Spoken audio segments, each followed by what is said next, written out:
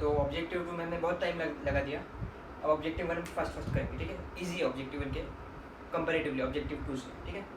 तो first question क्या है, a student says that he had applied a force F is equal to minus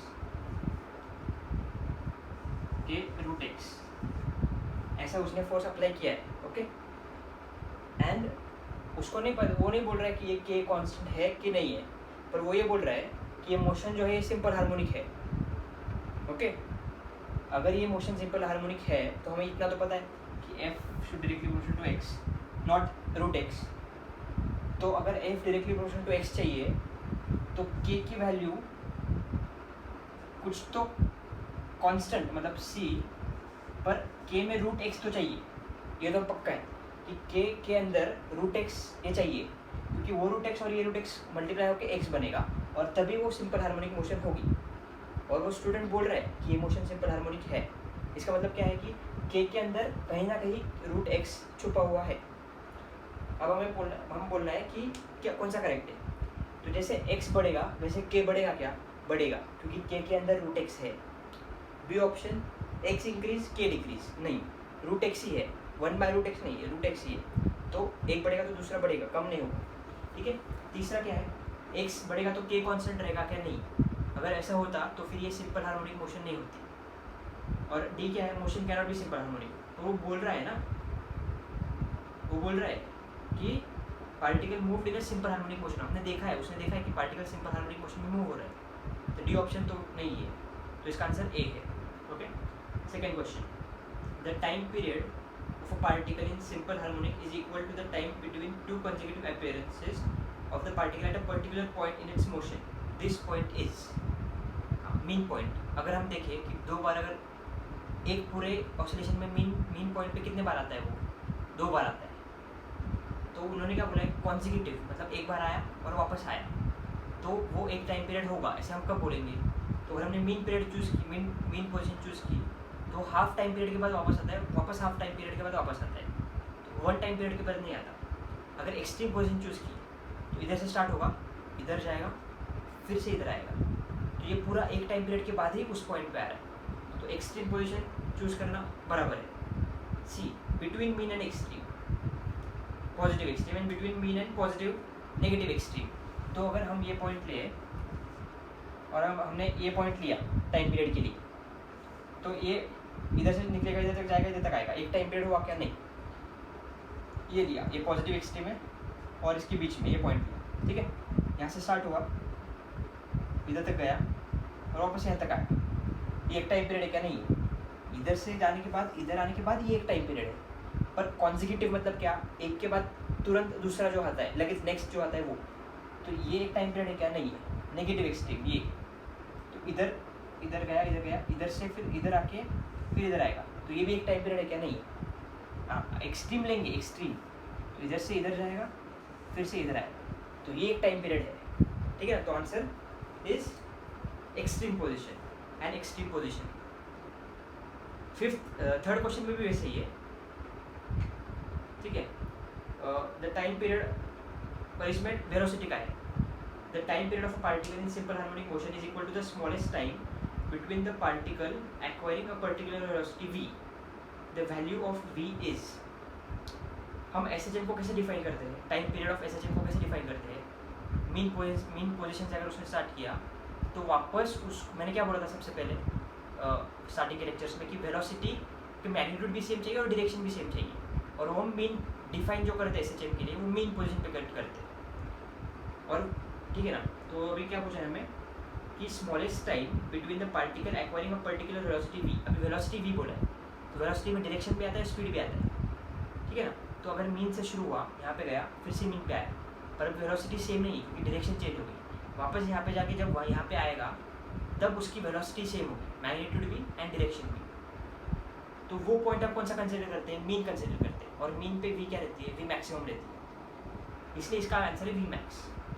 0 नहीं होगा, क्यों नहीं होगा 0, क्यों, एक एक्सट्रीम से स्टार्ट हो रहा है और यहाँ पे 0 है, इस एंड पे गया, यहाँ पे भी 0 है, तो एक टाइम पीरियड हुआ क्या, नहीं हुआ, तो 0 तो गया। और सी और डी पे कैसा है ना, बिटवीन 0 एंड वी मैक्स, तो मतलब क्या, सपोज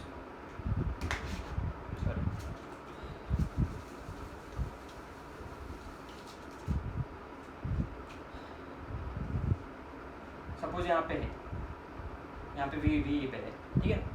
यहाँ से यहाँ पे गया, यहाँ पे आया, पर यहाँ पे वेलोसिटी तो यहाँ पे, फिर यहाँ पे आया, फिर से यहाँ पे आया, तब वेलोसिटी इक्वल है। तो ये एक टाइम पीरियड हो रहा है, पर हम डिफाइन कैसे करते हैं एसएचएम के टाइम पीरियड को?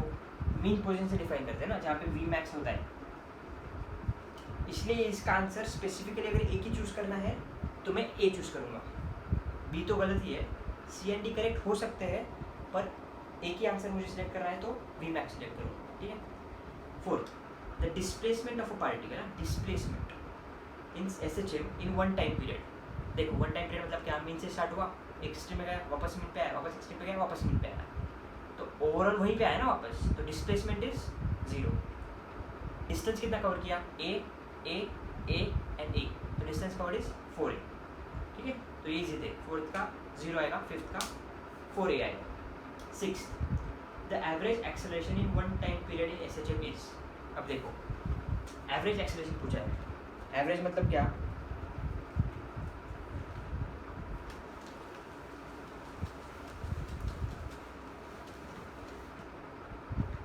एक्सेलरेशन का ग्राफ कैसे रहता है,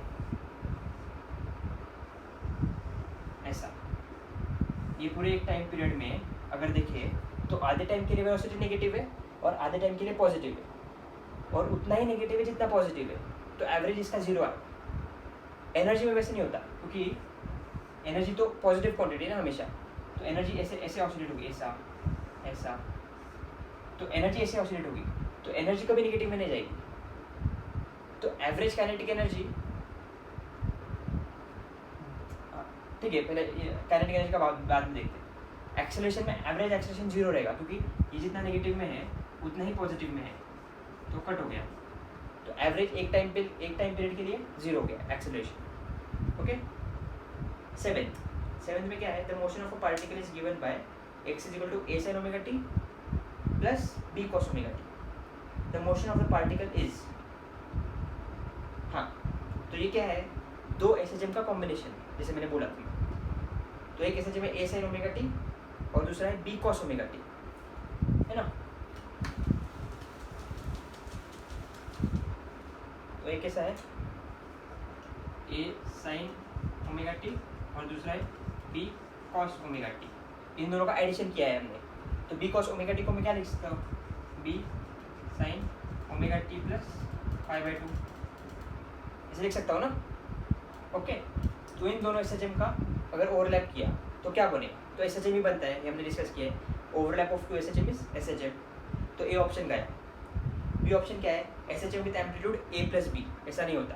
इसका एम्पलीट्यूड क्या फॉर्मूला क्या था, a is equal to sorry net amplitude resultant A R is equal to a square plus b square plus 2ab cos theta, और ये थीटा कितना है 90 है, तो a square plus b square plus 2ab हो गया, है ना।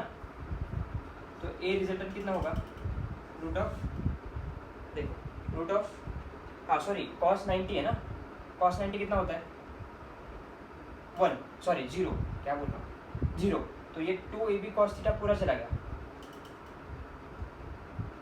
मैंने पिछले लेक्चर में जब ये बोला था इसका cos थीटा, तो शायद मैंने cos थीटा पिछले मतलब जब मैंने सुपरपोजिशन पढ़ाया था उसमें मैंने शायद cos 90 को 1 बोल दिया था गलती से, तो cos 90 0 है, तो ये क्या हो गया a square plus b square, तो a रिजल्टेंट क्या हो जाएगा a square plus b square, समझा।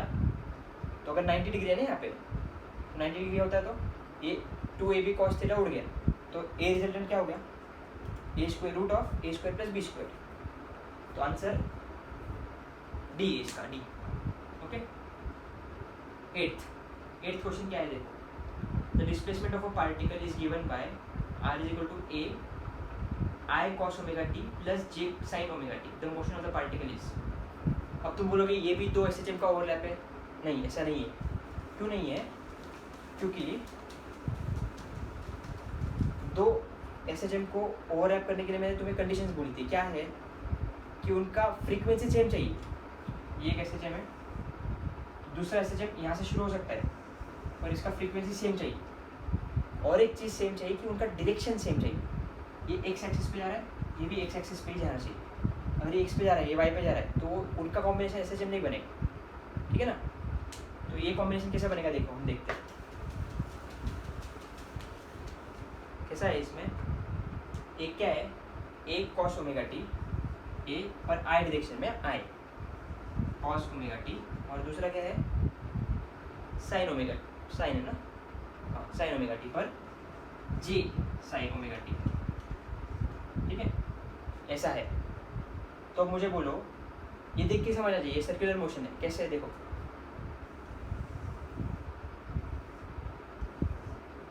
अब अगर मैं ओमेगा टी की वैल्यू 0 लेता हूँ तो साइन 0 क्या हो जाएगा, 0 हो जाएगा। तो जे मतलब वाई एक्सिस पे तो ये 0 पे है यहाँ पे, और एक्स एक्सिस में किधर है, यहाँ पे है, यहाँ पे है वो स्टार्टिंग में। अगर मैंने टी को 0 लिया तो अब मैं अगर ओमेगा टी को 90 डिग्री लेता हूँ तो कॉस 90 क्या होगा, 0। तो आई डायरेक्शन में एक्स डायरेक्शन में तो 0 हो जाएगा, पर साइन ओमेगा टी कितना होता है, साइन 90 कितना होता है 1, तो वाई डायरेक्शन में यहाँ पे आएगा, समझ रहे हो।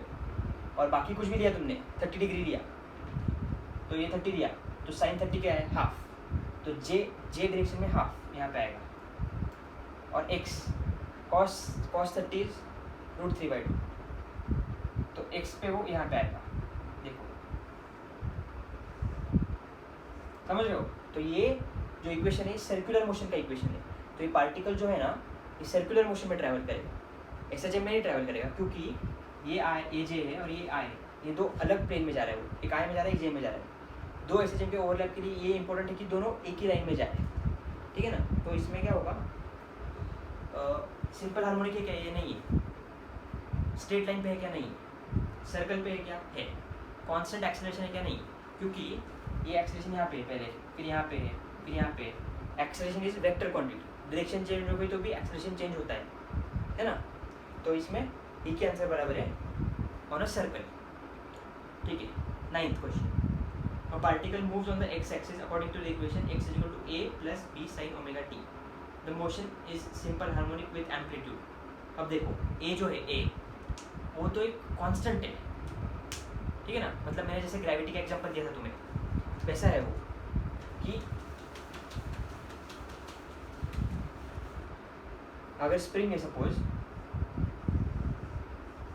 ये उसकी मीन लेंथ है, पर ग्रेविटी की वजह से उसकी मीन लेंथ, ये उसकी एक लेंथ थी l और अभी उसकी लेंथ हो गई l प्लस x0, है ना। तो यहाँ पे अगर ये 0 था तो उसका इक्वेशन हम ऐसे लिखते हैं a sin ओमेगा t, पर यहाँ पे वो नीचे आ गया थोड़ा सा, तो सपोज ये x0 नीचे आ गया, तो इसका इक्वेशन क्या लिखेंगे, x0 plus a sin omega t, पर इसका एम्पलीट्यूड a ही है, इसका एम्पलीट्यूड x0 नहीं, x0 ऐड नहीं हुआ है उसके एम्पलीट्यूड में, ये x0 से नीचे शिफ्ट हुआ है, वही क्वेश्चन में बोला है। a plus b sin theta है ना, मतलब a से वो मीन 0 से a नीचे आ गया है बस, पर वो ऑसिलेट इतना एम्पलीट्यूड से ही करेगा। ये इक्वेशन देखिए तो x0 का कुछ यूज़ नहीं है इसमें, ऑसिलेट वो a से ही करेगा। वैसे इस क्वेश्चन में वो a से अगर नीचे आया और उसका इक्वेशन है b sin ओमेगा t, तो ऑसिलेट उसके ऑसिलेशन का जो एम्पलीट्यूड होगा वो b ही होगा, ठीक है ना। a का कुछ भी रोल नहीं है, मतलब a मतलब उतना नीचे आया है, ठीक है। अभी 10 तो हमने बहुत बार किया, इन सब का लेंथ सेम है, मतलब एम्पलीट्यूड सेम है। फ्रीक्वेंसी सिंपल हार्मोनिक है तो फ्रीक्वेंसी भी सेम रहती है, मतलब क्या बोला है,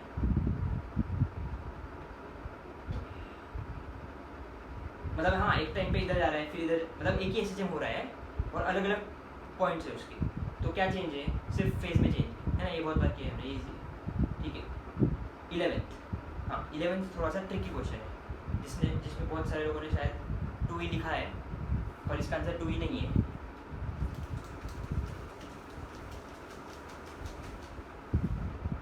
ठीक है ना। अब क्या बोला है उसमें, is half m omega square a square, okay. अभी इसमें उन्होंने क्या बोला, सपोज मास डबल किया और एम्पलीट्यूड उतना ही रखा तो एनर्जी में क्या होगा, तो तुमने क्या सोचा, सिर्फ मास डबल हो गया तो एनर्जी भी डबल हो जाएगी, नहीं इतना ही नहीं सोचना है। यहाँ पे और एक वेरिएबल है ना ओमेगा, और ओमेगा और मास का कुछ रिलेशन नहीं है क्या, है।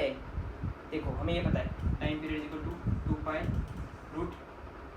√m/k, और t क्या है pi by omega equal to root M by K 2 pi root M by K 2 pi cut, तो ओमेगा क्या हो जाएगा रूट के बाय एम, है ना। तो इस रिलेशन से हमें क्या समझ रहा है, omega is inversely proportional to 1 by root M, समझ रहा है। अगर मैंने मास डबल कर दिया तो ओमेगा क्या हो जाएगा 1 बाई रूट 2 टाइम्स होगा, है ना। अगर मास 2m कर दिया मैंने तो ओमेगा क्या हो जाएगा ओमेगा बाई रूट 2, और इसमें क्या है उसका स्क्वायर है, मतलब क्या हो जाएगा ओमेगा बाई 2, और ये 2m है ना, ये 2m है और ये ओमेगा बाई 2 हो जाएगा, तो कट हो जाएगा दोनों, तो टोटल एनर्जी उतनी रहेगी। तो क्या हो जाएगा अगर मैंने मास डबल किया ना तो उसकी फ्रीक्वेंसी कम हो जाएगी, ऑसिलेशन की फ्रीक्वेंसी कम हो जाएगी, तो टोटल एनर्जी उसमें उतनी रहेगी, समझ रहे हो। ये सिंपल लॉ पे बेस्ड है, energy is neither created not destroyed. तो मास ऐड भी किया तो उसकी एनर्जी बढ़ने नहीं वाली है अनलेस मैं उसको बाहर से एनर्जी दे रहा हूँ। मास डाला मतलब एनर्जी दिया क्या, नहीं। एनर्जी देना मतलब क्या, उसको मैंने और पुश किया तो मैंने मेरी एनर्जी उसमें डाली तो उसकी एनर्जी बढ़ी, और सिर्फ उसका मास बढ़ा है तो उसकी एनर्जी नहीं बढ़ेगी, ऐसे भी सोच सकते हो तुम। और दूसरा मैंने इसे प्रूव किया मैथमेटिकली कि अगर मास बढ़ाया तो ओमेगा रूट 2 टाइम्स कम होता है और उसका स्क्वायर हो रहा है, तो 2 कैंसिल, ठीक है ना, तो एनर्जी कंजर्व रहेगी, तो एनर्जी रिमेन सेम, ठीक है। 12th average energy in one time period in simple harmonic motion is, okay ये देखते हैं हम अभी।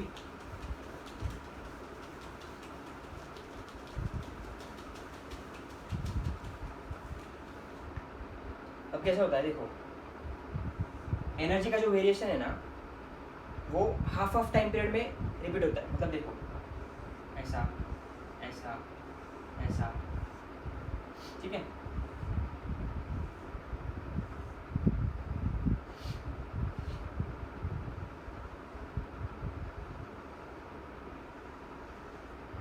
ये t/2, ये t, ये 3t/2 ऐसा होता है, समझ रहे हो क्या, क्यों ऐसा होता है देखो। अब एक एक्सट्रीम से दूसरे एक्सट्रीम तक जा रहा है, ठीक है ना, तो एक इस एक्सट्रीम में क्या है, एक एक्सट्रीम में पोटेंशियल एनर्जी मैक्सिमम है और काइनेटिक एनर्जी 0 है, ठीक है। फिर सेंटर में आया, तो सेंटर में आया तब काइनेटिक एनर्जी मैक्सिमम हुई, पोटेंशियल एनर्जी मिनिमम हो गई। वापस दूसरे एक्सट्रीम में गया तो पोटेंशियल एनर्जी मैक्सिमम हुई, काइनेटिक एनर्जी 0 हो गई, बस। तो आधा ऐसा जब हुआ है और ग्राफ तो कंप्लीट हो गया। अभी ये नीचे नहीं जाने वाला कि काइनेटिक एनर्जी पोटेंशियल एनर्जी कभी नेगेटिव नहीं होती, तो ये नीचे नहीं जाने वाला, तो ये ऊपर ही रहेगा। तो ऐसा ऐसा ऐसा t/2 के साथ ऑसिलेट करेगा, मतलब काइनेटिक एनर्जी कितने से चेंज हो रही है, ट्वाइस काइनेटिक एनर्जी का चेंज या फिर पोटेंशियल एनर्जी का चेंज डबल है ना, क्योंकि ये ऐसा वेव है, सिर्फ ऐसा वेव है। अभी दूसरा एक्सेलरेशन, वेलोसिटी, डिस्प्लेसमेंट, इसका वेव कैसा था, इसका वेव ऐसा था, तो इसका ये कंप्लीट वेव है, तो इसमें यही वेव कंप्लीट है, समझ रहे हो, क्योंकि ये scalar quantity, energy scalar quantity, displacement, velocity, acceleration ये सब वेक्टर क्वांटिटी। तो नेगेटिव डायरेक्शन भी कंसिडर करते हैं हम इसमें, पर इसमें नेगेटिव ऐसा कुछ है ही नहीं, समझ रहे हो, ठीक है। तो अभी क्या पूछा हमें, एवरेज वेलोसिटी, हाँ इधर, हाँ average energy in one time period, हाँ एवरेज एनर्जी। तो ये याद रखो तुम कि एक मतलब टोटल काइनेटिक एनर्जी कितनी रहती है, मैक्सिमम काइनेटिक एनर्जी कितनी रहती है, half m omega square a square. तो एवरेज काइनेटिक एनर्जी उसके हाफ होती है, मतलब अगर पूरे मोशन में देखिए मैक्सिमम काइनेटिक एनर्जी जो है मैक्सिमम वो है half m omega square a square, ठीक है। पर एवरेज काइनेटिक एनर्जी इसका हाफ हो जाता है, उसका डेरिवेशन बहुत डिफिकल्ट है, उसका डेरिवेशन में हम नहीं जाएंगे। याद रखो तुम सिर्फ कि kinetic energy maximum is half omega square, average तो मैक्सिमम से तो कम ही होगा ना।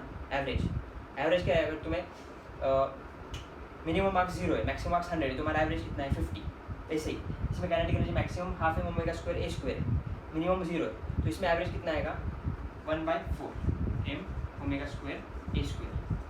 ये हुआ एक टाइम पीरियड में एवरेज, मतलब इसका एक टाइम पीरियड मतलब t/2 ही है ना। तो हमें क्या पूछा है, एक पूरे टाइम पीरियड में, मतलब इतने स्पेस का एवरेज कितना होगा, तो 1/4 + 1/4, ठीक है, तो हाफ हो जाएगा, half m omega square a square, एक पूरे टाइम पीरियड में, समझ रहे हो?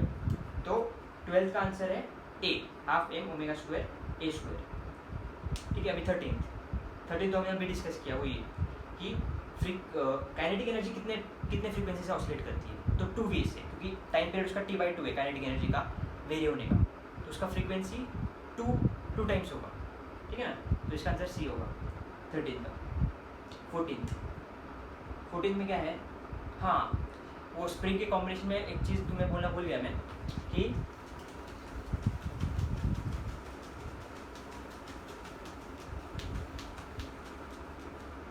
हाँ कि अगर स्प्रिंग का हम लेंथ कम कर देना तो उसका के बढ़ जाता है। स्प्रिंग का लेंथ अगर कम किया तो के बढ़ेगा, समझ रहे हो? अगर इतनी लंबी ऐसी स्प्रिंग है, इसका के है, इसको मैंने कट किया, सिंपल है, सोच भी सकते हो तुम, इसको मैंने कट किया तो ये एक स्प्रिंग बनेगी, इसका 2k होगा, और ये एक स्प्रिंग बनेगी, इसका 2k होगा। इसको मैंने सीरीज में जोड़ दिया तो क्या होगा, 1/2k + 1/2k, मतलब क्या हो जाएगा, k हो जाएगा। तो इस दोनों को मैंने सीरीज में जोड़ दिया, मतलब इस स्प्रिंग को बनाया तो इसका k हो जाएगा, और इसको 2 में काटा तो इसका 2k होगा, इसका 2k होगा, समझा ना? और इसको जोड़ा तो वापस k हो जाएगा। तो हर एक पार्ट का 2k होता है। अभी क्या पूछा है क्वेश्चन में, the time period is t if the spring is divided into 2 equal parts and one part is used to continue this SHM, the time period will be। मतलब सिंपल ऐसे ही पूछा है कि 2 इक्वल पार्ट्स में divide किया और एक ही part SHM के लिए यूज़ किया, तो टाइम पीरियड कितना होगा? पहले कितना था, t = 2π√m/k था, अभी कितना होगा, 2π√m/2k हो जाएगा, है ना? हाँ, तो क्या पूछा, रेशियो ऑफ एम्पलीट्यूड, नहीं सॉरी किधर से हम, हाँ 14th पे, तो टाइम पीरियड कितना हो जाएगा? तो टाइम पीरियड इसका और इसका रेशियो कितना है, t/√2, तो टाइम पीरियड कितना हो जाएगा, t/√2, समझा? तो उसका आंसर डी आएगा।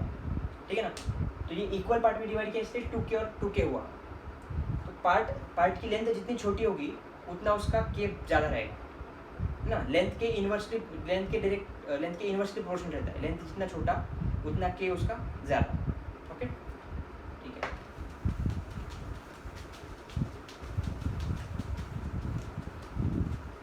अगला क्वेश्चन भी वैसा ही है, सिमिलर है, मतलब 2 बॉडीज है A and B, equal mass are suspended from 2 separate massless springs, नहीं ये अलग है थोड़ा सा, ठीक है। स्प्रिंग कांस्टेंट k1 और k2 है, ठीक है, दो है, ये एक ऐसा है, ये k1 है, ये k2 है। मास में क्या डिफरेंस है, क्या मास सेम है, इसका जो है वही m है इसका, ठीक है। हमें क्या बोला है, इसकी मैक्सिमम वेलोसिटी सेम है, मैक्सिमम वेलोसिटी क्या रहता है, a ओमेगा, तो a1 ओमेगा 1 = a2 ओमेगा 2, बराबर। अब हमें क्या पूछा है, रेशियो ऑफ एम्पलीट्यूड एक और बी, ए का और बी का, तो हमें a1/a2 पूछा है, तो वो क्या हो जाएगा, ओमेगा 2/ओमेगा 1, और हमें ओमेगा पता है, ओमेगा क्या रहता है, √k/m रहता है ना ओमेगा, सॉरी बराबर लिखा है क्या, गलत लिखा है बोलो, टी क्या रहता है, 2π√m/k, तो ओमेगा क्या रहेगा, √k/m, बराबर। सोच भी सकते हो k मतलब क्या, कितने जोर से वो खींच रहा है, तो जितने जल्दी खींचेगा उतना फ्रीक्वेंसी ज़्यादा रहेगी ना, तो ये बराबर है। तो ओमेगा = √k/m, तो ओमेगा 2 = √k2/m और ओमेगा 1 = √k1/m, तो ओमेगा 2 की जगह डालो, ये mm तो कट हो जाएगा, mm सेम है, तो आंसर क्या आ जाएगा, √k2/k1, समझा? ठीक है ना, तो आंसर हो जाएगा इसका डी हो जाएगा, डी √k2/k1। ओके, अभी लास्ट 5-6 बजे अपने, ठीक है। 16 क्या है, spring mass system oscillates with the frequency कुछ तो mu, if it is taken to an elevator slowly accelerating upwards, the frequency will, अब तुम्हें ये पता है ना कि जो एलिवेटर रहता है, अगर हम उसमें अगर एलिवेटर है, तुम यहाँ पे खड़े हो, ये एलिवेटर ऊपर जा रहा है, तो तुम्हारा वेट क्या होगा, बढ़ जाएगा ना, स्यूडो फोर्स। देखा है, अगर ऐसे इमेजिन करो तुम लिफ्ट पे बैठे हो और लिफ्ट स्टेशनरी है, तो इस पर जी तो लग रहा है नीचे, प्लस ए भी लगेगा, जी प्लस ए लगेगा, तो इसका वेट बढ़ जाएगा, है ना। तुम्हारा अगर तुम लिफ्ट में खड़े रहो और लिफ्ट ऊपर जा रही है तो तुम्हें वेट ज़्यादा लगता है, और लिफ्ट नीचे आ रही है तो तुम्हें थोड़ा सा वेट कम हुआ ऐसा लगता है ना। वही लॉजिक यूज़ किया है इनमें। और इसमें क्या है, इसमें स्प्रिंग मास सिस्टम है। तुमने क्या देखा था, स्प्रिंग मास सिस्टम, ये जी या ए किस पे डिपेंड करता है क्या, उसका फ्रीक्वेंसी या फिर टाइम पीरियड? नहीं, टाइम पीरियड दो ही चीज़ों पे डिपेंड करता है। किस पे?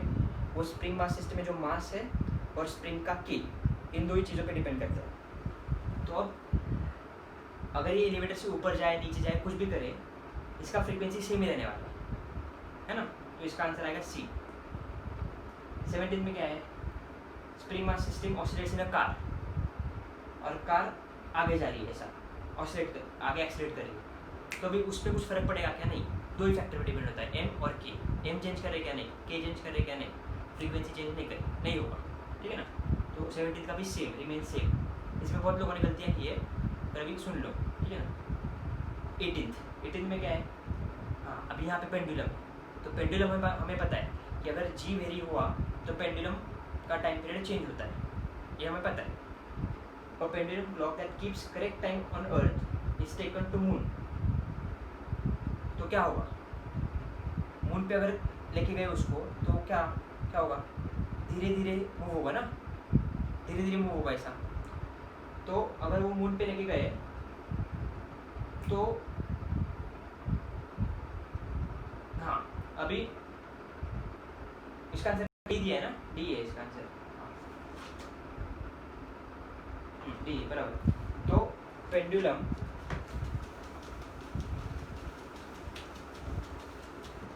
टाइम पीरियड क्या रहता है, 2π √L/g। जी कम हुआ, मून पे जी 6 टाइम्स कम है, तो टाइम पीरियड कितना होगा, 6 टाइम्स बढ़ जाएगा टाइम पीरियड, √6 टाइम्स मतलब, है ना। तो जी बस मून पे g/√6 है, g/6 है सपोज, तो टाइम पीरियड जो है वो बढ़ जाएगा। कितने से बढ़ेगा, √6 टाइम्स बढ़ेगा टाइम पीरियड। पर टाइम पीरियड क्या है, उसको इधर से यहाँ पे जाने, फिर से यहाँ पे जाने को, फिर से यहाँ पे जाने को, तो ये वो मेजर करेगा 1 सेकेंड। पर अभी वो स्लोली जा रहा है, स्लोली इधर जा रहा है, स्लो इधर जा रहा है, मतलब अभी √6 टाइम्स बढ़ गया ना उसका टाइम पीरियड, तो वो टाइम जो दिखाएगा वो कम दिखाएगा, मतलब वो √6 सेकेंड्स को 1 सेकेंड ऐसा दिखाएगा, तो टाइम स्लो हो गया ना, समझ रहे हो। वो पेंडुलम स्लोली जा रहा है, पहले अर्थ पे ऐसे जाने का, यहाँ पे धीरे से जा रहा है, धीरे से जा रहा है। और बेसिक प्रिंसिपल क्या है पेंडुलम का, कि एक ऑसिलेशन होने के बाद 1 सेकेंड दिखाता है हमें।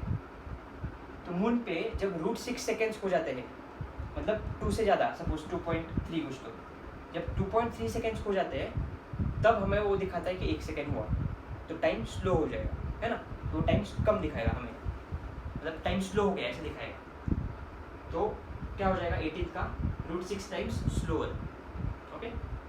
19 a wall clock uses a vertical spring mass. हाँ देखो, अभी स्प्रिंग मास आया ना, तो ग्रेविटी का कुछ इफेक्ट नहीं आएगा, ये तुम सोचो लगे, मतलब तुम्हारे माइंड में आना चाहिए। तो वॉल क्लॉक इज यूज्ड, पर वॉल क्लॉक में स्प्रिंग मास यूज़ किया है, तो उसको किधर भी लेके जाओ, इक्वेटर पे लेके जाओ, पोल पे लेके जाओ, उसका ग्रेविटी का कोई संबंध नहीं, तो वो it will give correct time, ठीक है, उसका डी रहेगा आंसर।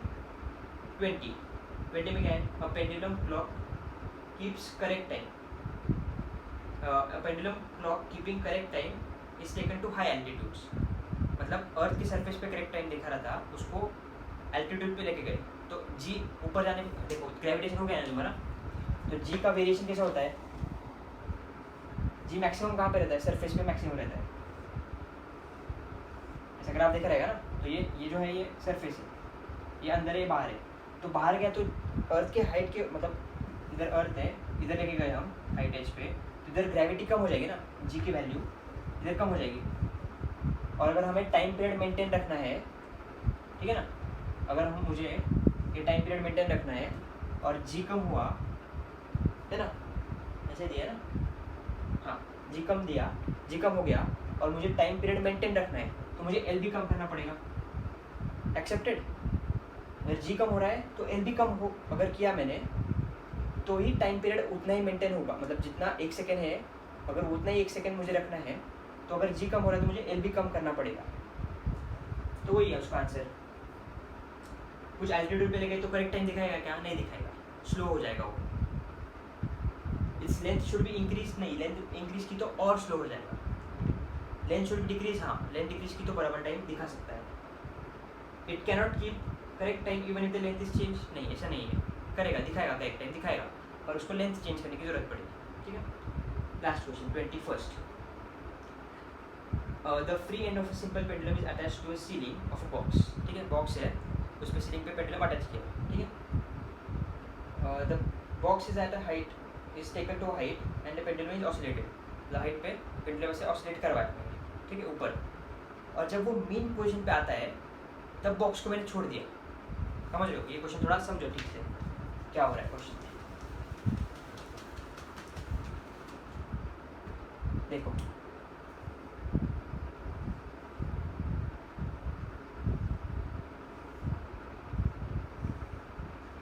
ऐसे ऑसिलेट हो रहा है।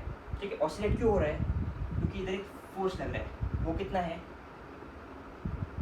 mg sin theta.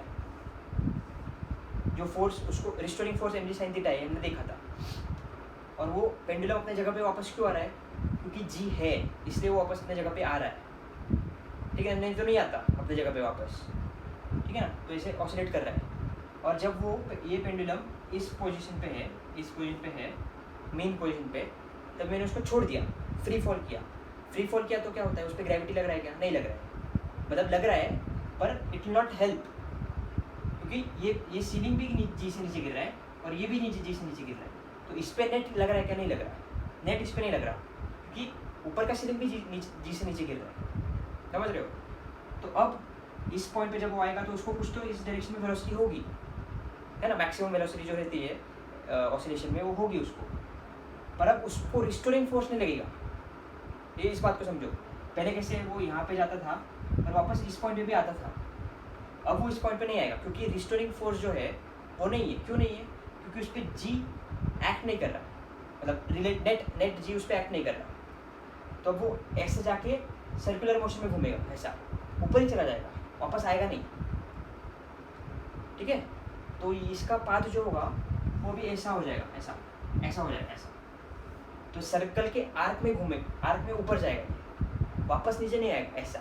To and fro motion नहीं होगा, ऑसिलेशन नहीं होगा, सर्कुलर पाथ से ट्रैवल करेगा। समझा ना? क्यों? क्योंकि रिस्टोरिंग फोर्स चला गया। पहले रिस्टोरिंग फोर्स था, फ्री फॉल हो रहा है तो रिस्टोरिंग फोर्स नहीं है।